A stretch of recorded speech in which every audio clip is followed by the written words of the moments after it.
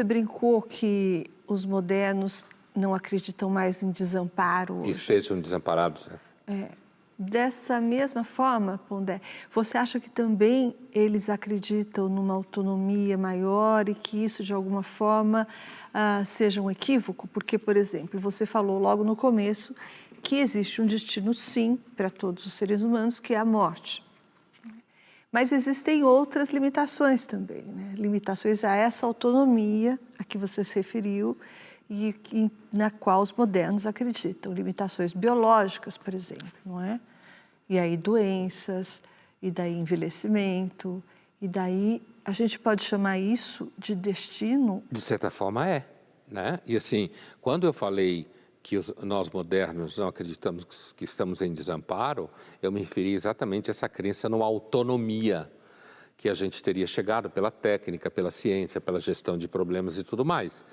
Agora, eu posso entender, por exemplo, que uma vez tendo nascido numa determinada época, o momento histórico funciona para aquelas pessoas que ali vivem como um destino, entende? Quer dizer, se você viveu na primeira metade do século XX na Europa, com todas as instabilidades que a partir do final do XVIII foram acontecendo, que se aprofundaram no século XIX, todas as competições no colonialismo capitalista do século XIX, o surgimento da Revolução Industrial, o surgimento do capitalismo sistêmico, quer dizer, tem uma série de processos que aconteceram no século XIX, que quem estava ali, então, ia viver na primeira metade do XX, seguramente ia viver aquilo como destino. Por exemplo, nós aqui no Brasil temos vivido um destino que é o seguinte: ou ficar na mão do bolsonarismo babaca ou do petismo, que é um aproveitador. E não tem muita saída, é quase um destino para nós. Não no sentido que seria inevitável, mas no sentido de que, uma vez que a gente vive no Brasil hoje, até agora pelo menos, é um destino enfrentar a corrupção sistêmica, por exemplo, entende? Então não é destino no sentido, quando alguém fala, o destino está traçado, como os gregos acreditavam nas moiras, não nesse nível.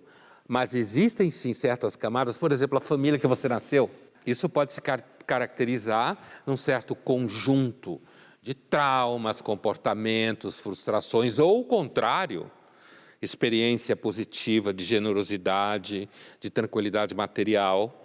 De certa forma, isso vai ser um destino também. Então, todos esses destinos juntos, o biológico, o histórico, o político, de alguma forma, vão estreitando a sua esfera de autonomia. Sim. Você escolhe no meio disso tudo, né? Da geografia na qual você nasceu. É claro que se você tiver condição material, você pode sair daquela geografia, né? Mas eu acredito que grande parte das pessoas que vivem na região subsaariana, no Saara, não consegue sair daquela geografia. Ou seja, não conseguem escapar do seu destino. Não consegue escapar do destino de ter nascido lá. Assim como muita gente pode dizer que durante muito tempo nascer mulher é um destino que implica num certo conjunto de elementos. Assim como nascer homem é um destino no sentido de que tem que ir para a guerra. Certo? A gente escolhe no meio disso aí. Destino do gênero, então. Vamos Aí no caso, acrescentar essa destino de lista. gênero, é isso aí.